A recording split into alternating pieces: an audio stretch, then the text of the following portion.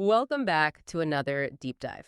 Today we're getting into something pretty relatable, I think. A challenge lots of us bump into, maybe without even thinking too much about the complexity underneath. We're talking about trying to get accurate information, specifically when you're using tech. And our way in today is this really interesting blog post. It's called Notes on Gardening, Part 625. It's from Ang's blog. Just went up last week, actually, August 14th. 2025. So, okay, what's the core thing here? It's that kind of everyday situation. You find something unexpected, maybe, well, in Ang's case, it was a plant, just sitting there in the grocery store's garden section. And what do? You pull out your phone, right, snap a pic, figure the AI will just, tell you what it is. Ang's post walks through trying to identify this mystery plant just using photos. But this is where it gets really fascinating and maybe a bit surprising, too. This simple task, it sort of shines a light on modern tech, but also on basic human observation and why some of the old school practices are still so important. So our mission, our deep dive today, is to unpack this whole plant identification thing. Why is it still kind of tricky, even with all the tools we have? And, why does figuring this out actually matter? It really does. Aang's story is kind of a perfect little example. It shows that tension, doesn't it, between wanting that instant answer, which AI often promises, Yeah. and the need for real precision, especially in something like botany, which has so much nuance. So hopefully this exploration will help you appreciate all the layers involved in actually knowing something for sure. Okay, so let's picture Aang. They're just doing a grocery shop, maybe picking up milk or something. And then the gardening section catches their eye, happens to me all the time. Mm-hmm.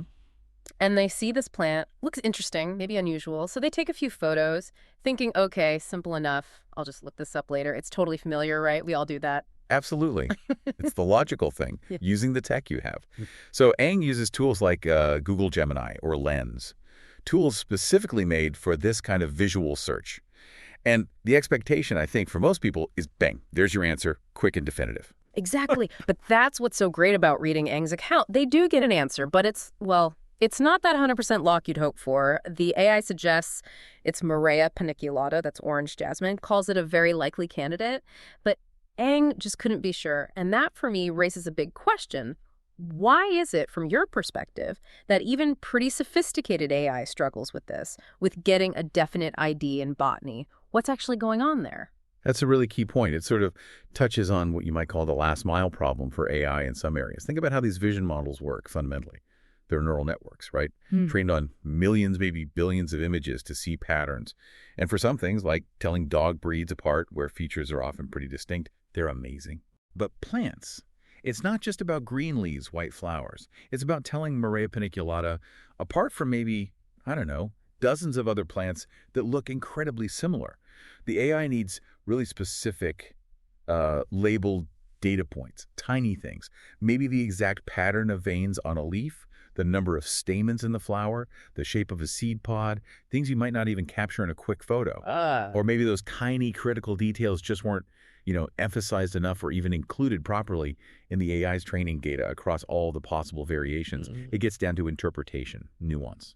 So it's less about just having tons of pictures and more about the quality and the detail within those pictures that the AI learned from. Right. And this uncertainty, this very likely candidate situation, leads Aang to this big realization. They're right about how crucial proper labeling is in plant nurseries and stores. You kind of read that and think, well, yeah, obviously. But when you just tried the high-tech route and it came up short, suddenly that simple label seems incredibly important. It's like, oh, Right. exactly. It's like rediscovering something fundamental. And Aang notes this wasn't the first time either. The source says Aang's own past attempts also showed this same difficulty. Interesting. So it's not just a one-off, it's a pattern. It really underlines that while AI is great for suggesting possibilities, getting that final verified confirmation for, many types of plants, it's still a real hurdle. It might need more than just a quick photo, maybe a closer look, magnification, or, ultimately an expert eye. Yeah. And yet, even with that uncertainty hanging there, Aang is still interested, right? They're tempted to look more into this Murraya Paniculata. What really caught their eye was, and they mentioned this specifically, the unique shape of its white flowers. So even without the AI giving a definitive thumbs up, the plant itself, its features, sparked enough curiosity to keep Aang engaged. That says something about, I guess, the human side of discovery, doesn't it? The AI's almost answer didn't shut it down. It maybe even fueled the curiosity. It certainly seems that way. So, okay, let's try and pull this together for you, the listener. What Aang went through Starting in a grocery store aisle, it really shows us both sides of the coin with AI tools like Gemini or Lens. They're powerful, no doubt. They can get you that very likely candidate, like the Murraya Paniculata, the Orange Jasmine. Pretty amazing, actually. Mm-hmm. But it also highlights this ongoing challenge, this difficulty in getting absolute rock-solid confirmation.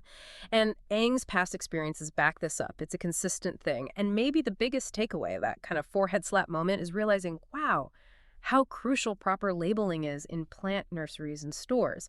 That basic thing, Yeah, that simple label. that foundational step we might just walk past. It could be the key piece that bridges the gap the tech sometimes leaves open. And you can see why Aang was still curious about the Murraya Paniculata, especially mentioning the unique shape of its white flowers. Makes you want to see them too. It does. And Aang's very specific experience, trying to identify that one plant, it really connects to something broader, a more provocative thought for you to maybe chew on.